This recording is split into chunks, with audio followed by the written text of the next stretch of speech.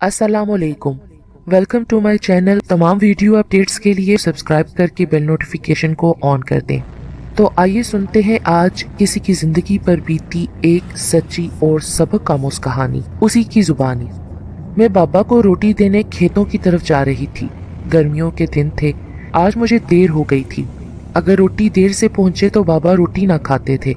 अचानक खेतों में से दो आदमी नमूदार हुए। वो मेरे साथ बदतमीजी करने लगे।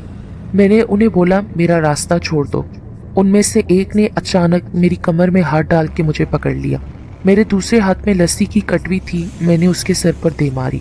भागने की कोशिश करने लगी तो दूसरे ने मुझे एकदम उठा लिया और अपने कंधे पर डाल दिया। मैं उस वक्त मुश्किल से 14 बरस की थी, हल्की फुल्की सी थी। उनके गिरफ्त में मचलने लगी, लेकिन अपने आप को छुड़ा न पाई। जोर जोर से चीखना और चिल्लाना शुरू कर दिया। अचानक ही एक और शख्स खेतों से भागता हुआ आया और जिसने मुझे उठाया हुआ था उसको जोर जोर से घूंसे मारने लगा। मैं जमीन पर गिर गई। थोड़ी देर बाद वो दोनों शख्स भाग गए। तुम्हारी बहुत बहुत मेहरबानी, तुमने मेरी आज जान छुड़ाई। पर तुम इस वक्त कहाँ जा रही थी? मैं अपने बाबा को रोटी देने खेतों में जा रही थी कि इन दोनों बदमाशों ने मेरा रास्ता रोक दिया। तुम ना आते तो न जाने मेरा क्या हशर होता। पर तुम्हारी रोटी और लस्सी तो गिर गई। अब तुम अपने बाबा को क्या दोगी? ऐसा करो, मेरे पास कुछ रोटियां और साग हैं, तुम वो अपने बाबा को दे देना। उसने रोटी की पोटली उठा के मुझे खेतों से दी और बोला कि तुम्हारा नाम क्या है? मेरा नाम नूरा है। मेरा नाम अकबर है। तुम्हारे बाबा का क्या नाम है? उनका नाम अल्लाह दिखता है। मैं हसनपुर का रहने वाला हूँ। तुम शायद नवाबपुर में रहती हो। हाँ, मैं नवाबपुर में ही रहती हूँ। वो मुझे रोटी देकर मुस्कुराता हुआ चला गया। ये वाकयात अब से 70 साल पहले के हैं। इस वाक़ये के 10-12 दिन बाद हमारे घर 2-3 औरतें और एक मर्द आया। साथ ही हमारे गांव के मौलाना साहब थे जिनसे मेरे अब्बू की बहुत अच्छी बातचीत थी। उनमें से एक औरत कहने लगी कि मैं हसनपुर में रहती हूँ और अपने बेटे अकबर के लिए नूरा का हाथ मांगने आई हूँ।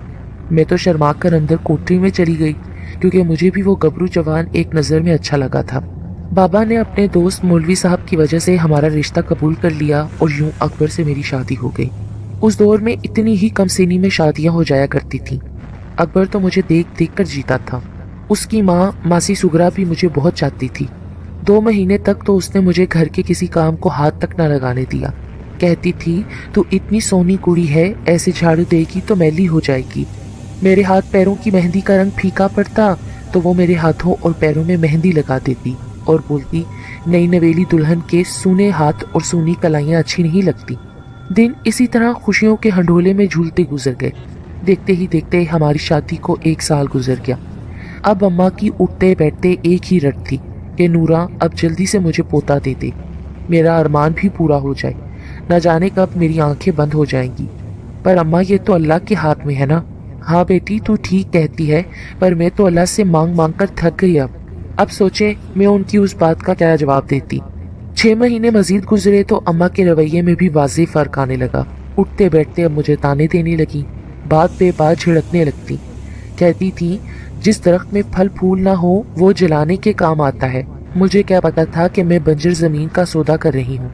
वो ये बातें मुझे सुनाने के लिए करती थी। मैं अम्मा की उन बातों से हर वक्त परेशान रहने लगी।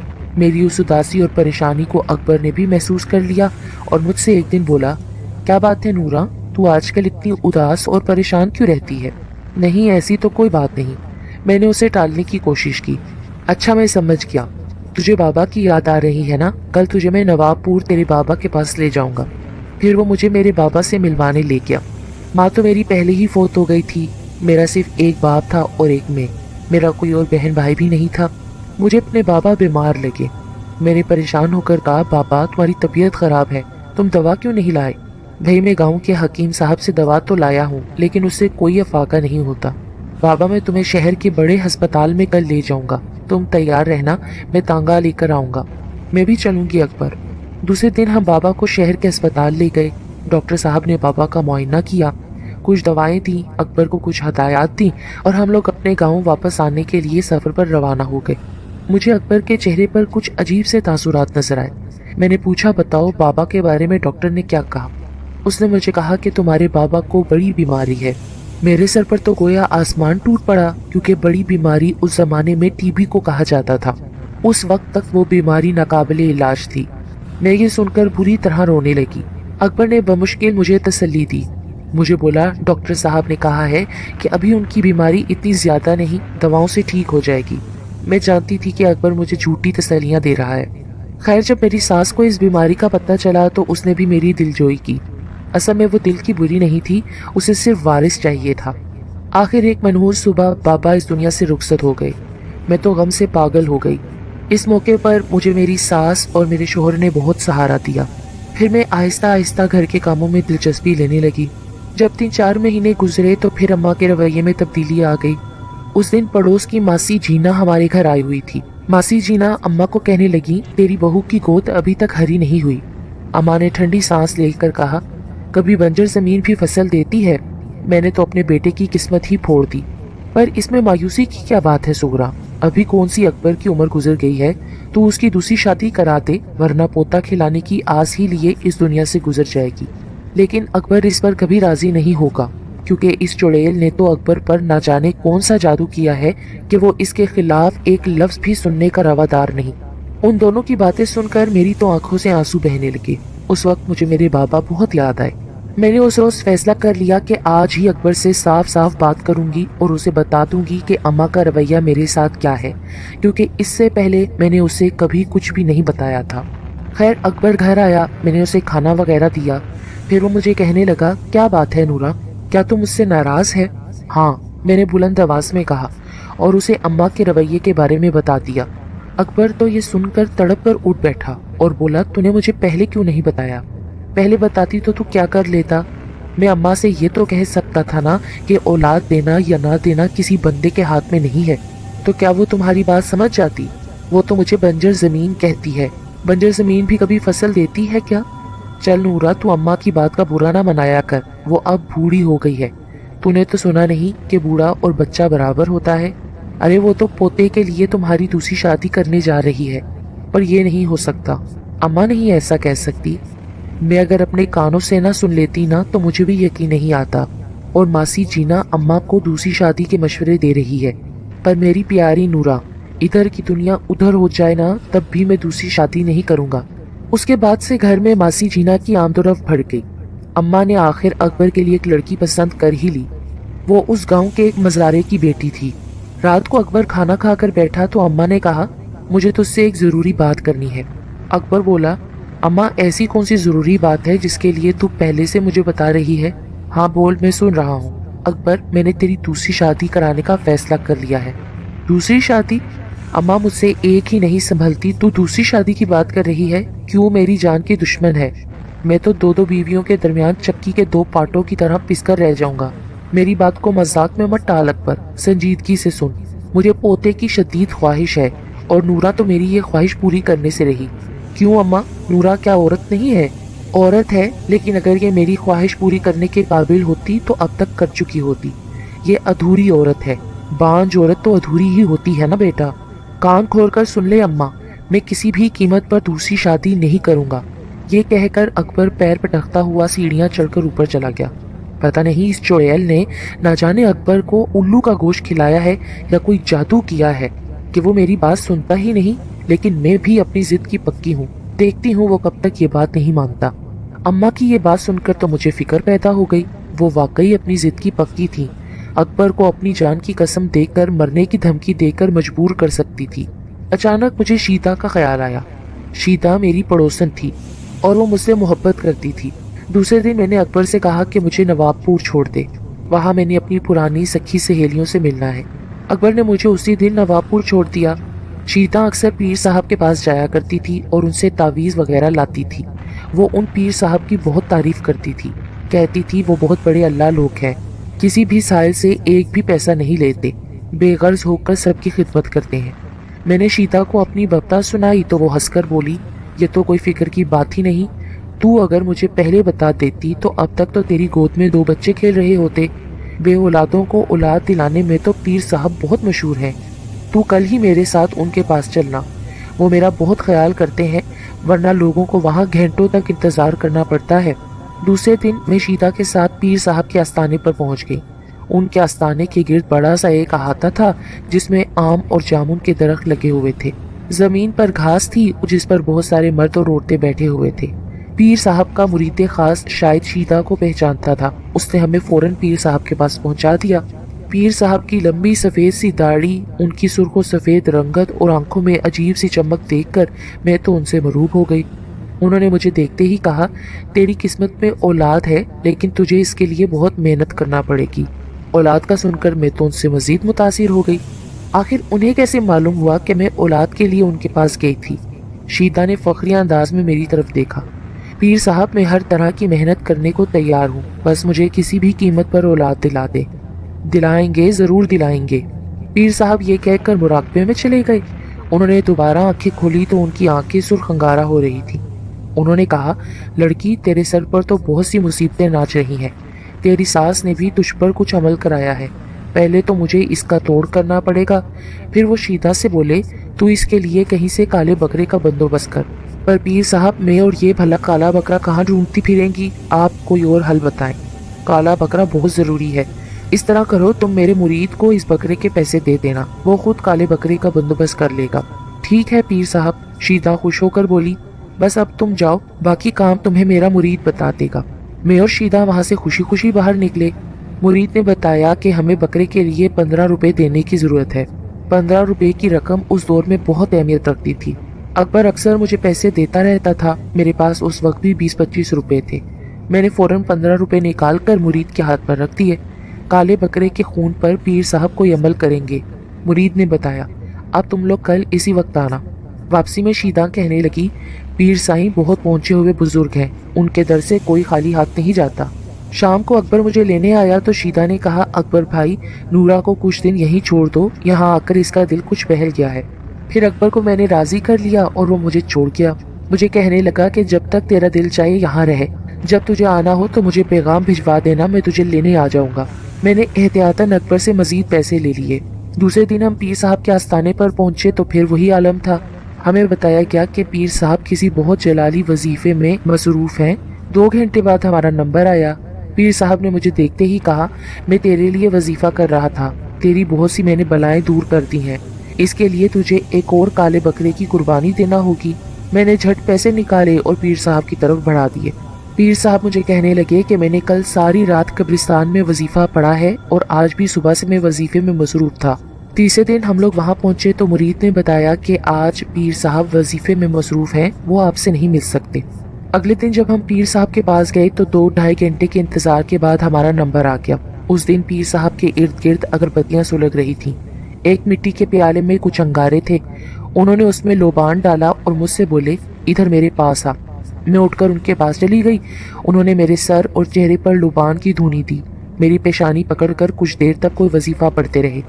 پھر انہوں نے آنکھیں کھولی تو ان کی آنکھیں سرخ ہو رہی تھیں۔ بہت عجیب سے انداز میں مسکرائے اور بولے، لڑکی، میں نے تیرے سر کی تمام بلائیں ٹال دی ہیں اور ایسا حصار باندھ دیا ہے کہ اب تیری ساس یا کوئی بھی دشمن تجھ پر کوئی عمل نہیں کر سکتا۔ اگر کوئی ایسا عمل کرے گا بھی تو وہ اس پر الٹ جائے گا۔ پر پیر صاحب، اب میری گود تو ہری ہو جائے گی نا؟ میں نے تو پہلے تیرے اوپر سے کالے علم کو اتارا ہے، اب اگر تجھے اولاد کی ضرورت ہے تو تجھے خود محنت کرنا ہوگی۔ بول، محنت کر سکے گی؟ میں محنت سے نہیں گھبراتی پیر صاحب، آپ مجھے بتائیے کیا کرنا ہوگا۔ تجھے 7 راتوں کو قبرستان میں جا کر کسی پرانی اور ٹوٹی ہوئی قبر پر بیٹھ کر غسل کرنا پڑے گا۔ پیر صاحب نے یہ کہا تو میں تو کانپ کر رہ گئی۔ قبرستان جانے اور وہ بھی رات کے وقت، پھر کسی پرانی قبر پر بیٹھ کر نہانا، کوئی بھی لڑکی ہوتی تو اسی وقت ہمت ہار دیتی، لیکن میرے دل میں اکبر کی محبت اتنی شدید تھی کہ میں نے عمل کرنے کی حامی بھر لی۔ ایک بات کا خیال رہے، تجھے آدھی رات گزرنے کے بعد قبرستان میں جانا ہوگا اور بالکل اکیلے جانا ہوگا، لیکن قبرستان کے باہر تک تو کسی کے ساتھ بھی جا سکتی ہے۔ اس عمل کا ایک مخصوص وقت مقرر کر لے، 7 دن میں ایک دفعہ میں ناغہ نہیں ہونا چاہیے۔ نہاتے ہوئے تو کوئی دنیاوی خیال دل میں مت لانا، بس اللہ کو یاد کرنا۔ میں بھی یہاں بیٹھ کر چلا کاٹوں گا اور تیری حفاظت کے لیے اپنے موکلوں کو بھیج دوں گا۔ ایک بات اور سمجھ لے، اگر تو خوفزدہ ہو کر وہاں سے بھاگی تو عمل باطل ہو جائے گا۔ غسل کرنے کے بعد تجھے قبرستان کے دوسرے راستے سے باہر آنا ہوگا۔ اب جا اور میرے کہنے پر عمل کر۔ جب ہم وہاں سے واپس نکلے تو میں بہت پریشان تھی۔ نورا، کیا تو یہ عمل پورا کر لے گی؟ ہاں، میں اکبر کے لیے اور اپنی اولاد کے لیے کچھ بھی کر سکتی ہوں، پر تو آدھی رات گزرنے کے بعد قبرستان میں کیسے جائے گی؟ پیر صاحب نے کہا ہے نا کہ انہوں نے میرے گرد حفاظت کا حصار کھینچ دیا ہے اور ان کے موکل بھی میری حفاظت کریں گے۔ پر ایک بار تو سوچ لے نورا، اگر عمل ادھورا رہ گیا اور تو وہاں سے ڈر کر بھاگ آئی تو پھر تو کبھی من کی مراد پوری نہ کر پائے گی۔ کوئی نہیں، میں یہ کر کے ضرور دیکھوں گی۔ اگر ایسا ہوا تو میں اسے اپنی قسمت کا لکھا سمجھ کر قبول کر لوں گی۔ پیر صاحب نے جمعرات کی رات سے عمل شروع کرنے کو کہا تھا۔ وہ عمل پورے 7 دن تک یعنی بدھ کے روز تک جاری رہتا۔ اس دن منگل تھا، اس لیے میں اطمینان سے سو گئی۔ سچی بات تو یہ ہے کہ میرا دل خود بھی بہت خوفزدہ تھا کہ میں قبرستان میں آدھی رات کے بعد اکیلی کیسے جاؤں گی۔ پھر کسی پرانی قبر پر بیٹھ کر غسل کرنا اس سے بھی بڑا مرحلہ تھا۔ اگر کوئی مجھے اس حالت میں وہاں دیکھ لیتا تو پھر میں نے اپنے دل کو تسلی دی کہ آدھی رات کے بعد قبرستان میں بھلا کون آئے گا۔ بدھ کے روز آدھی رات گزرنے کے بعد ہم دونوں گھر سے نکلے۔ پانی کی بھری ہوئی بالٹی اور ایک ڈونگا ہم نے اپنے ساتھ لے لیا۔ رات کے سناٹے میں تو مجھے درخت بھی ایسے لگ رہے تھے جیسے لمبے لمبے بھوت کھڑے ہوں۔ قبرستان وہاں سے کافی دور تھا۔ وہاں تک پہنچنے میں ہم دونوں تھکن سے چور ہو گئے۔ ایک تو راستہ کچھ زیادہ تھا، دوسرے پانی کی بھری ہوئی بالٹی اٹھا کر چلنے میں مزید دشواری ہو رہی تھی۔ قبرستان کے داخلے میں 2 راستے تھے، دوسرا راستہ قبرستان کے دوسرے سرے پر تھا۔ مجھے یاد آیا کہ پیر صاحب نے کہا تھا کہ غسل کے بعد مجھے دوسرے راستے سے باہر نکلنا ہے۔ میں نے شیدا سے کہا، تو یہاں ٹھہرنے کے بجائے قبرستان کے دوسرے راستے پر جا کر میرا انتظار کر۔ قبرستان کے دوسرے سرے پر تنہا جانا اس کے لیے بہت مشکل تھا، لیکن وہ بیچاری میری محبت اور مروت میں اس پر بھی آمادہ ہو گئی۔ خیر، میں نے پانی کی بالٹی اٹھائی اور دھڑکتے دل اور لرزتے قدموں سے قبرستان میں داخل ہو گئی۔ قبرستان میں تو لوگ رات میں جاتے ہوئے خوفزدہ ہوتے ہیں، میں تو ایک تنہا لڑکی تھی۔ مجھے نہ صرف اندر جانا تھا بلکہ کسی پرانی قبر پر بیٹھ کر غسل بھی کرنا تھا۔ میں نے تو قبرستان کے بارے میں بہت سی کہانیاں بھی سن رکھی تھیں، بہت خوفناک کہانیاں کہ گنہگار لوگوں کی روحیں بھوت بن کر قبرستان میں بھٹکتی رہتی ہیں۔ آیت الکرسی کا ورد کرتے ہوئے آگے بڑھ رہی تھی، مجھے ایک پرانی قبر نظر آئی۔ میں نے قبر پر جو ہی قدم رکھا، ایک الو کی مجھے چیخ سنائی دی۔ میں تو بری طرح اچھل پڑی، لیکن پھر بھی ہمت کر کے قبر پر بیٹھ گئی۔ اپنے کپڑے اتارے اور پیر صاحب کی ہدایت کے مطابق صرف اللہ کو یاد کرتے ہوئے غسل کرنے لگی۔ میرے تو پورے جسم میں کپکپی دوڑ گئی۔ پتہ نہیں کپکپی خوف کی وجہ سے تھی یا سردی کی وجہ سے، پر میرا پورا جسم سوکھے پتے کی طرح لرز رہا تھا۔ میں نے پیر صاحب کی ہدایت کے مطابق بہت اطمینان سے غسل کیا، پھر کپڑے پہنے اور بالٹی اٹھا کر قبرستان کے دوسرے سرے کی طرف چل دی۔ خوف تو مجھے بہت محسوس ہو رہا تھا۔ میں دل کڑا کر کے قبروں کے درمیان سے راستہ بناتی ہوئی آگے بڑھتی رہی۔ آخر کار قبرستان کے دوسرے سرے تک پہنچ گئی۔ وہاں سے باہر نکل کر میں نے ارد گرد نظر دوڑائی، لیکن مجھے شیدا کہیں نظر نہ آئی۔ میں نے سوچا شاید خوفزدہ ہو کر یا تو وہ واپس چلی گئی تھی یا پھر قبرستان کے اسی راستے پر موجود تھی جہاں میں نے اسے چھوڑا تھا۔ میں ڈری سہمی وہاں تک پہنچی، لیکن شیدا وہاں بھی نہیں تھی۔ جب میں گھر پہنچی تو شیدا لحاف میں لیٹی ہوئی بری طرح کانپ رہی تھی۔ میں نے اسے آواز دی تو وہ چیخ مار کے اٹھ بیٹھی۔ میں نے اس سے پوچھا کہ کیا ہوا؟ تیرے جانے کے بعد میں کچھ دیر تو اس خیال سے وہاں کھڑی رہی کہ ابھی تو خوفزدہ ہو کر بھاگتی ہوئی آ جائے گی، لیکن تیرا تو بہت دل گرتا ہے۔ میں جب دوسرے راستے کی طرف چلی تو مجھے ایسا لگا جیسے قبرستان میں سے کوئی نکل کر میرے پیچھے پیچھے چل رہا ہو۔ میں پلٹ کر بھاگی تو وہ بھی میرے پیچھے بھاگا۔ میں نے تو پھر ایسی دوڑ لگائی کہ گھر آ کر ہی دم لیا۔ اس نے بھی میرا گھر تک پیچھا کیا، پر کون تھا وہ؟ وہ کوئی انسان تو نہیں ہو سکتا۔ اس کا قد تیری اس چھت سے بھی اونچا تھا، سر اتنا بڑا کہ تربوز لگ رہا تھا، اس کے لمبے لمبے ہاتھوں میں نوکیلے ناخن تھے، وہ چیختا ہوا میرے پیچھے بھاگ رہا تھا۔ شیدا کی بات سن کر تو میں بہت خوفزدہ ہو گئی، لیکن پھر میں نے سوچا یہ شیدا کا وہم ہوگا۔ تھوڑی دیر بعد ہم دونوں سو گئے۔ سوتے میں بھی مجھے قبریں اور مردے نظر آ رہے تھے اور میں بار بار چونک کر اٹھ بیٹھتی تھی۔ دوسرے دن شیدا کو تیز بخار چڑھ گیا۔ اس حالت میں وہ میرے ساتھ جا بھی نہیں سکتی تھی۔ میرے دل میں خیال آیا کہ میں تنہا کیسے جاؤں گی۔ پھر مجھے اکبر کا خیال آیا، اپنی ہونے والی سوتن کا خیال آیا، تو میں نے جانے کا ارادہ کر لیا۔ میں قبرستان کے اندر ایک ہینڈ پمپ دیکھ چکی تھی۔ میں نے سوچا کہ گھر سے پانی بھر کے لے جانے کی مشقت کیوں کروں، ہینڈ پمپ سے ہی بالٹی بھر لوں گی۔ اب کل کے مقابلے میں مجھے خوف کم محسوس ہو رہا تھا، اس کے باوجود کتوں اور جنگلی جانوروں کا ڈر تو تھا۔ میں ڈری سہمی قبرستان کے دروازے تک پہنچ گئی۔ اندر داخل ہوتے مجھے ایک مرتبہ پھر خوف نے گھیر لیا۔ میں نے ہینڈ پمپ سے بالٹی بھری۔ بالٹی بھرنے کے بعد میں پھر اس قبر پر پہنچی، کیونکہ پیر صاحب نے ہدایت کی تھی کہ غسل مقررہ وقت اور مقررہ جگہ پر ہی کرنا ہوگا۔ میں قبر پر بیٹھی تو مجھے ایسا لگا جیسے قبر کا ایک حصہ ٹوٹ گیا ہو سکتا ہے یہ کل بھی ٹوٹا ہوا ہو۔ میں نے اپنے دل کو تسلی دی۔ کل تو خوف کے مارے میں نے تو ارد گرد کا جائزہ بھی نہ لیا تھا۔ میں نے اپنے کپڑے اتارے اور غسل شروع کر دیا۔ ابھی میں نے تیسرا یا چوتھا ڈونگا ہی اپنے جسم پر ڈالا تھا، مجھے ایسے لگا جیسے زمین میرے قدموں کے نیچے سے سرک گئی ہو۔ میں دھڑام سے قبر میں جا گری۔ میرے منہ سے دلخراش چیخ برآمد ہوئی۔ اچانک مجھے ایسے لگا جیسے قبر کا مردہ حرکت کر رہا ہو۔ پھر وہ انگریزی میں بولا، "Who's there؟ وہاں کون ہے؟" خوف کے مارے تو میری تو گھگی بن گئی کہ یہ مردہ انگریزی زبان میں بات کیوں کر رہا ہے۔ "کون ہو تم؟" اس نے میرے اوپر ٹارچ کی روشنی کی۔